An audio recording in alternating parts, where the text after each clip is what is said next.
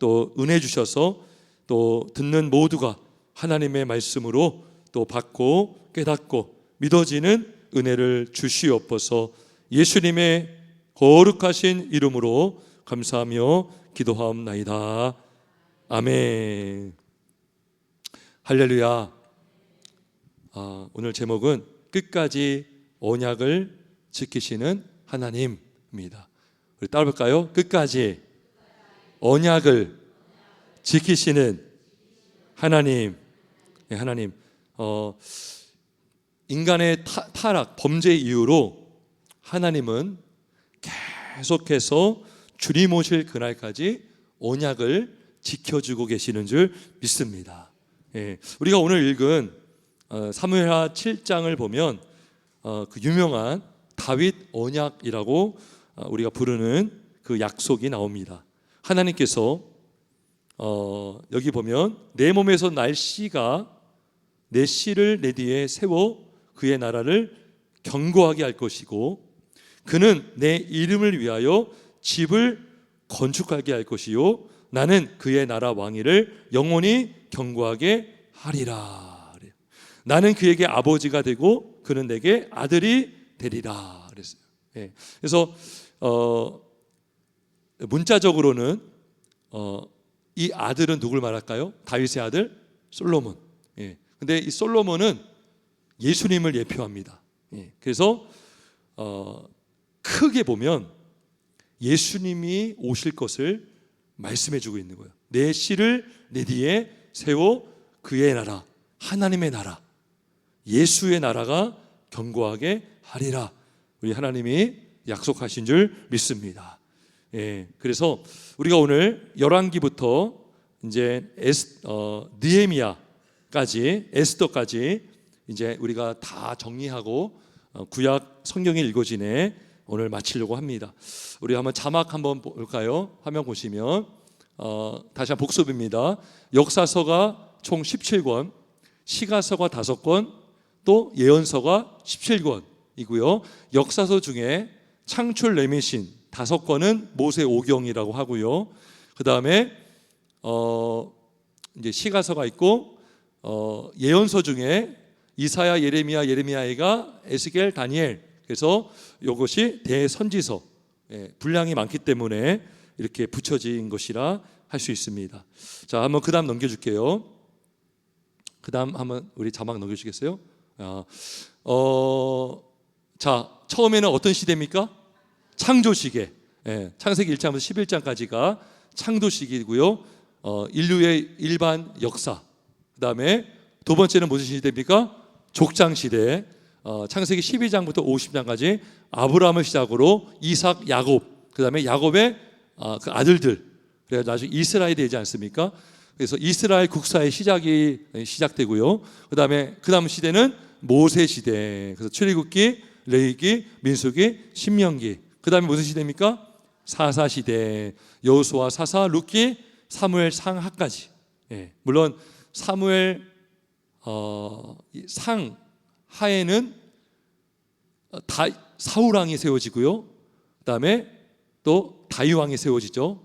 그런데 사사 시대로 묶어놨어요. 요 성경 읽어지에는. 그 다음에 여기 보면 사무엘 하랑 어떤 내용이 연결되냐면 역대상. 역대상은 다윗의 이야기만 딱 나옵니다. 거의. 그 다음 시대가 무슨 시대입니까? 왕정시대.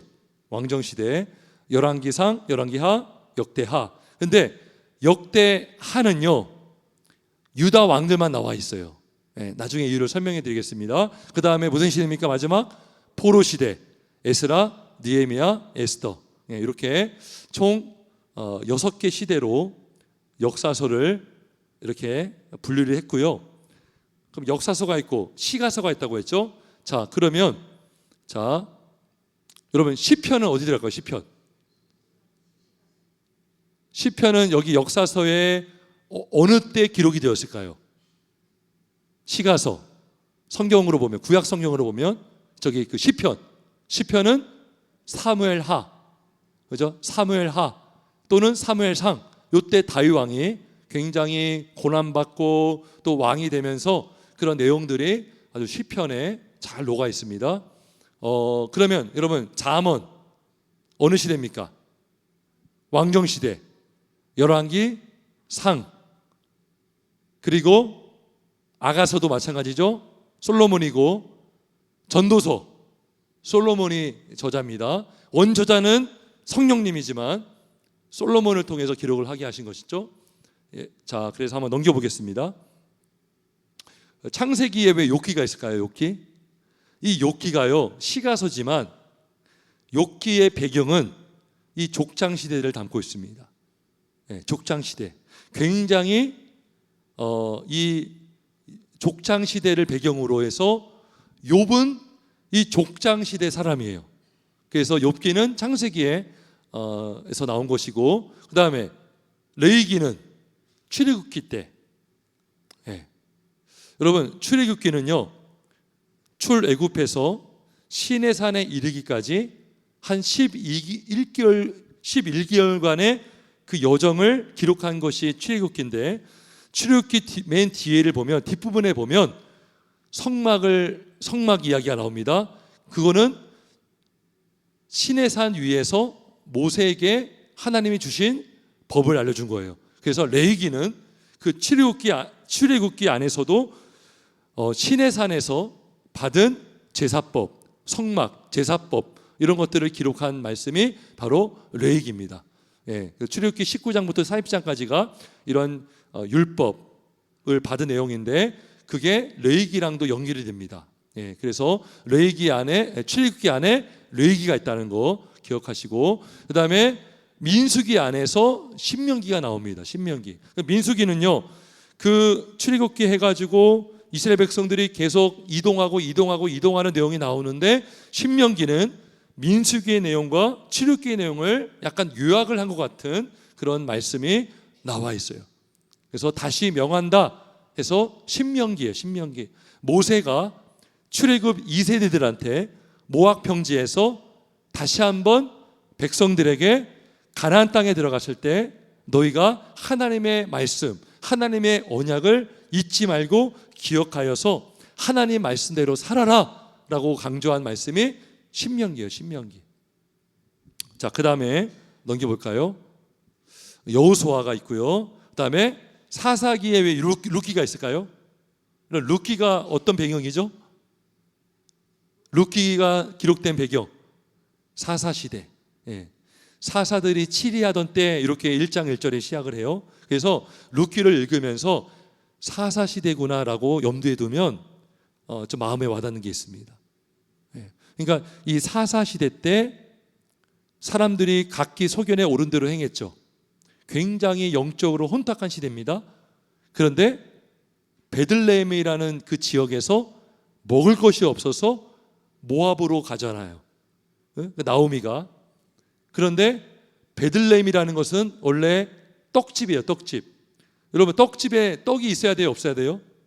떡이 있어야 되는데 떡이 없는 거예요. 먹을 것이 없는 거예요.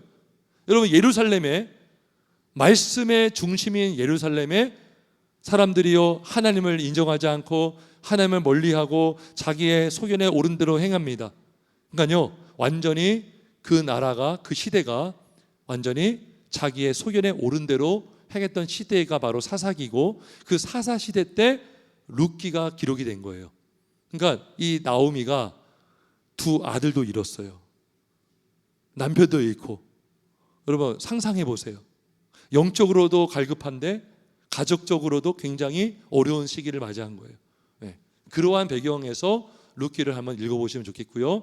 그 다음에 시편, 아까 말씀드렸지만 시편의 거의 반 이상은 다윗이 쓴 시입니다. 그래서 사무엘 상하에 다윗의 얘기가 나오고 다윗의 고난받는 이야기가 많이 나오죠. 그래서 우리가 시편, 지금 우리가 수요 기도회 때도 시편 강의를 하면서 기도하고 있는데, 이 시편을 보면서 인간의 애통함, 슬퍼함, 또 좌절감, 또 기쁨, 희락, 여러 가지 인간의 모든 감정이 시편 안에 다 들어가 있고요. 우리가 어떻게 기도해야 되는지 잘 우리가 볼 수가 있습니다. 자, 그 다음 넘겨주겠습니다. 자, 열왕기 상하. 이 열왕기 상하를 요약한 내용처럼 보이는 게 역대하인데, 여러분 사실 역대상과 하는요 언제 기록이 됐냐면 포로에서 귀환한 후에 기록된 게 역대기입니다. 예. 시기적으로는 굉장히 차이가 나지만 내용적으로는 비슷해요. 열왕기 상하와 역대하. 근데 다른 점이 뭐냐면 열왕기 상하는 이스라엘의 왕들과 유다 왕들이 다 기록이 되어 있는데 역대하는 유다 왕들만 기록이 되어 있다는 거. 예, 그걸 기억하시고, 그래서 열왕기 상하 시대 때 잠언이 기록이 되었죠. 왜? 솔로몬이 썼으니까. 전도서가 기록이 되었고 아가서가 기록이 되었다. 그리고 이 시대 때 선지자들이 많이 활동했는데 누구죠? 오바다, 요엘, 아모스, 요나, 호세아, 이사야, 미가, 나훔, 스바냐, 예레미야, 하박국, 예언서 12권이 발생합니다. 여러분 여기서 퀴즈를 낼 거예요. 퀴즈. 여러분 예언서가 총 몇 권이라고 했어요? 원래? 몇 권입니다. 몇 권이죠? 역사서가 몇 권이라고 했어요? 17권. 시가서가 몇 권? 5권. 예언서가 또 몇 권? 17권인데 왜 12권밖에 없죠 여기에? 나머지 5권은 언제 기록됐다는 거예요?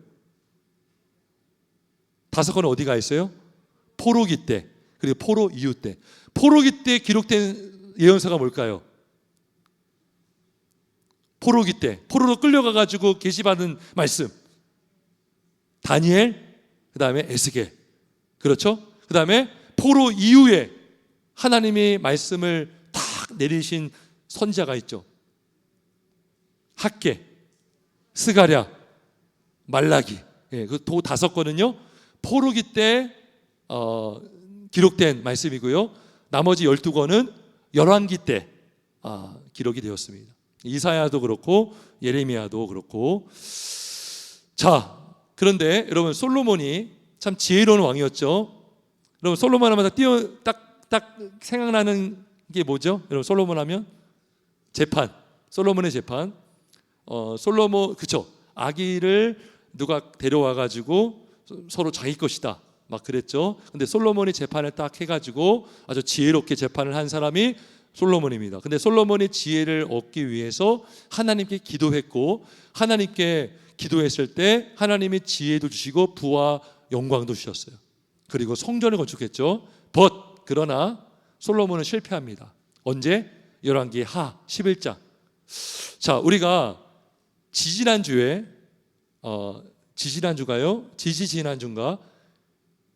구약을 정리하는 첫 시간에 관점 2가지를 말해줬어요. 하나는 어떤 관점이냐면 누가 왕인가 이거였죠. 선악과를 얘기했고, 두 번째는 섞이면 된다 안 된다? 안 된다. 그런데 섞였죠. 창세기 6장에서 하나님의 아들들이 사람의 딸들과 섞여가지고 홍수가 일어난 거예요. 그런데 또 섞이는 아주 가슴 아픈 일이 일어나는데 그것도 다름 아닌 솔로몬 때 섞입니다. 열왕기 하를 11장을 보면 솔로몬이요 이방 여인들, 여러 여인들과 통혼하고 여러 후궁들을 둡니다. 그래서 하나님이 굉장히 슬퍼하시죠. 진노하십니다. 그래서 솔로몬의 대적자들을 일으켜요. 그래서 막 솔로몬을 막 공격합니다. 그게요 솔로몬이 죄져서 그래요. 하나님이 그런 믿음이 없는 사람들을 막 일으키는 이유는 뭐냐면 하나님의 말씀에 불순종했잖아요, 솔로몬이. 그래가지고 솔로몬의 대적자들이 반역이 일어나가지고 그때 이스라엘이 분열합니다. 남과 북으로 분열해. 그래서 솔로몬 왕 때 남유다와 북이스라엘고가 나뉩니다. 그럴 때 나뉘고 나서 선지자들이 나와가지고 계속 전한 거의 핵심이 뭐냐면 백성들아 그러면 망한다 이거예요. 여러분 예언서를 가만히 보면요 가장 먼저 나오는 내용들은 하나님의 심판이 나와요. 그리고 나중에는 회복이 나옵니다. 너희가 이렇게 하다간 망할 것이고 너희가 이렇게 하면 다 하나님이 심판하실 것이다. 계속 권고하고 경고해도 결국에는 망하고 말죠. 그래서 이 솔로몬의 명함이 있다는 거 우리가 볼 필요가 있고요. 우리 한번 그 다음 넘겨주세요. 그 다음에 이제 역대상하. 왜 여기에 꼈냐면 역대상하도 포로 이후에 하나님의 백성들에게 주신 말씀이에요. 그래서 이 백성들이요, 유다 사람들 특히 포로로 끌려가는 동안 굉장히 상심하고 낙심하고, 하나님이 우리를 버리셨나? 야, 우리가 아무리 잘못했지만 하나님이 우리를 정말 버리셨구나 라는 생각을 많이 했어요. 그럴 때 하나님이 역대상을 통해서 족보가 나와요. 역대상을 보면 족보가 나옵니다. 그래서 아담으로부터 쭉 족보가 나오면서 하나님의 구속의 역사는 멈추지 않고 있다는 것을 보여주는 내용이고요. 그 다음에 에스라서도 마찬가지고 느헤미야도 역시 하나님이 일하고 계심을 보여주고 있습니다. 그리고 포로로 끌려간 상태에서 다니엘과 에스겔이 기록을 했고요. 그 다음에 포로 이후에 학개와 스가를 통해서 또 기록했고, 에스더는 에스라 기간 동안에 수상궁, 바사 지역이라는 곳의 수상궁에서 일어났던 사건을 기록하고 있습니다. 그래서 에스더의 특징은 하나님은 여전히 일하고 계신다는 거예요. 아멘이십니까? 그래서 에스더를 보면요, 은혜가 돼요. 정말로 완전 역전의 하나님, 유다의 민족을 다 말살시키고 멸절시키려는 그 계획을 하나님이 다 틀어버리잖아요. 모르드게를 통해서, 에스더를 통해서. 그래서 그러한 하나님의 역사. 그러면 신기한 것은 에스더에는요, 하나님이라는 표현이 안 나와요. 근데 하나님이 배후에서 역사하고 있다는 것을 우리는 볼 수가 있습니다. 자, 그리고 여러분 맨 밑에 보면 성전 회복과 승리인데, 역대기를 가만히 보면 성전에 대한 이야기가 많이 나와요. 성전. 에스겔에도 성전이 나와요. 성전. 여러분 기억하세요? 성전. 에스겔의 성전의 환상, 그죠? 성전에서 물이 흘러나와 가지고 계속 흘러가는 환상. 에스겔도 성전이 중심이고요. 역대기도 성전 건축, 성전 이야기가 많이 나옵니다. 학개와 스가랴 역시 성전을 재건하라, 성전 공사를 빨리 시작하라 라고 말씀을 하고 있는 거예요. 그래서 이 성전에 대한 내용이 왜 나오냐면, 여러분 하나님이 머무시는 곳이 어딜까요? 성전이에요. 성전. 성전을 지으라는 것은 하나님이 내가 너희와 함께하고 있다라고 하나님은 우리에게 약속해 주고 있는 거예요. 에스도 마찬가지고. 그 다음에 넘겨보겠습니다. 네. 자, 이거는 예전에도 한번 보여줬던 건데, 여기 사무엘하랑 역대상, 이거랑 연결이 되고요. 기록된 시기는 굉장히 차이가 나지만 내용적으로는 사무엘하와 역대상은 많이 겹치는데, 특별히 역대상은 다윗에게 초점이 맞춰놨어요. 다른 점이 뭐냐면, 다윗 이야기가 기록됐는데 사무엘하에는 다윗의 범죄가 나와요. 다윗이 무슨 범죄 저질렀죠? 바세바 여인을 간음했죠. 근데 역대상에는 그러한 다윗의 범죄가 나오지를 않습니다. 의도적으로. 역대상은 좀 다른 면이 있어요. 그 다음에 열왕기 상하는 역대하인데, 역대하에는 유다 왕들에게만 초점이 맞춰져 있습니다. 자, 그 다음 넘겨주시고요. 자, 요거는 이제 여러분 포로로 몇 번 끌려간지 아세요? 유다 사람들이 몇 번의 침략이 있었습니까? 3번. 여기 기억하세요. 3번에 걸쳐서 포로로 끌려갑니다. 1차 포로, 그때 1차 포로, 그 다음에 2차 1차 포로 때 누가 끌려가느냐? 다니엘이 끌려갑니다. 그 다음에 2차 포로 때 에스겔이 끌려가고요. 그 다음에 3차 포로 때는 이제 뭐 또 끌려가겠죠. 근데 예레미야는 어디로 끌려갔을까요? 예레미야는 바벨론으로 끌려갔을까요? 아니면 남았을까요? 아니면 다른 나라로 끌려갔을까요? 아니요, 바벨론 아닙니다. 애굽으로 끌려갔어요. 애굽으로. 그래서 예레미야는 다른 예언자들과 달리 예레미야는 1차 때부터 3차 완전히 예루살렘이 완전히 망하는 날까지 다 망하는 걸 보고 애굽으로 끌려갔어요. 누가 끌려갔냐? 애굽 사람들이 끌고 간 것이 아니라 유대 종교자들이 바벨론이 무서워서 애굽으로 도망갈 때 유다도 예레미야도 끌고 갔다고 성경에 기록이 되어 있어요. 끌려갔어요. 그 다음에 포로 시대에 끌려가서 다니엘과 에스겔이 성경을 기록했고요. 그 다음에 자, 3번에 걸쳐서 포로로 끌려갔는데, 자, 몇 차에 걸쳐서 귀환했습니까? 3차. 자, 3번의 포로, 3번의 귀환, 이렇게 기억하세요. 3번의 포로, 3번의 귀환. 자, 1차 귀환 때는 누가 귀환하느냐? 수룹바벨과 예수와 이런 사람들이 와가지고 성전 재건을 시작합니다. 성전 시작을 하고요. 그 다음에 1차 귀환 때는 누가 귀환하느냐? 느헤미야가 오고요. 에스라. 2차 때는 에스라가 오고요. 그 다음에 3차 때는 느헤미야가 귀환합니다. 그래서 우리가 이제 에스라서를 보고 느헤미야서를 볼 때 요거를 염두하면 좋아요. 그러니까 처음부터 같이 다 온 것이 아니라 1차 때는 스룹바벨과 예수아가 왔고요. 2차 때는 에스라가 왔고요. 3차 때는 느헤미야가 왔다. 예. 그래서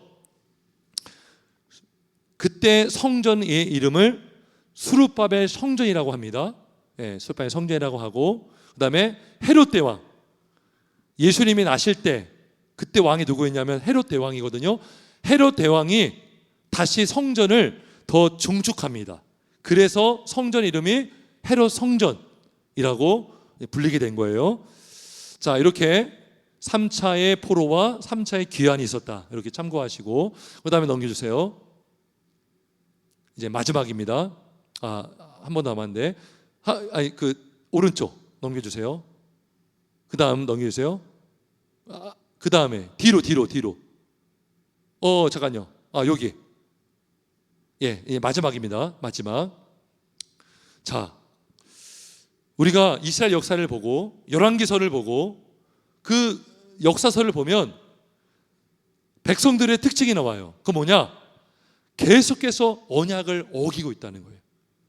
하나님께서 선자를 보내서 우상 섬기지 마라, 교만하지 말라라고 해도 그들은 듣지 않고 언약을 계속 어깁니다. 그런데 하나님은 끝까지 언약을 지키십니까? 안 지키십니까? 끝까지 하나님은 언약을 지키십니다. 하나님은 하나님의 일을 계속하고 있어요. 그것이 은혜입니다. 그래서 여러분들 구약 성경을 읽으시면서, 특히 역사서를 읽으시면서 하나님이 계속해서 하나님의 언약을 지켜나고 있다는 것을 여러분 보시길 주의 이름으로 축원합니다. 그리고 나서 말라기로 끝나는데, 말라기는 이렇게 끝납니다. 우리 말라기서를 보고 마칠게요. 말라기 4장. 말라기 4장.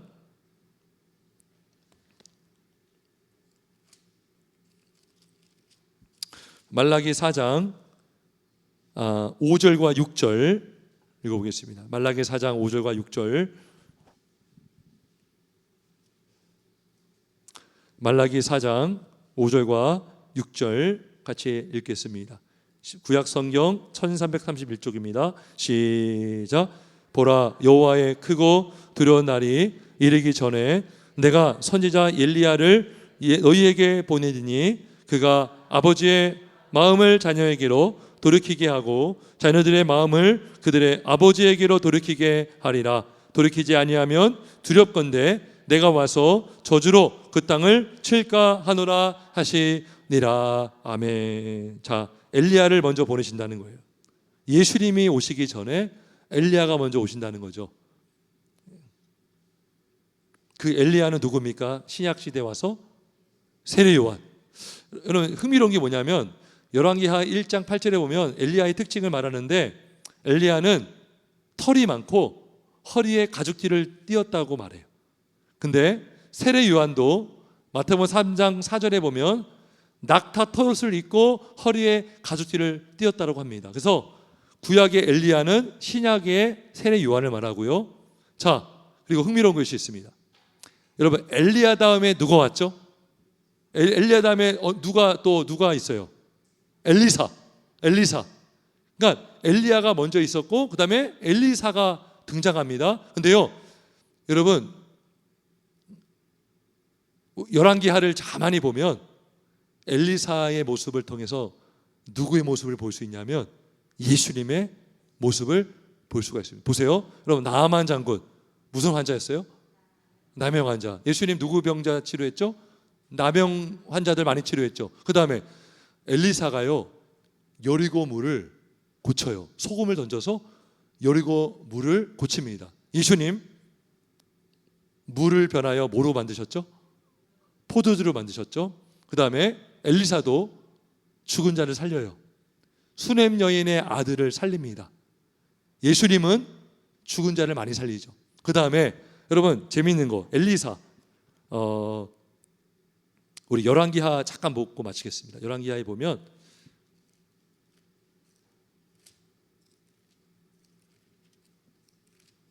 열왕기하 4장 42절, 4장 42절.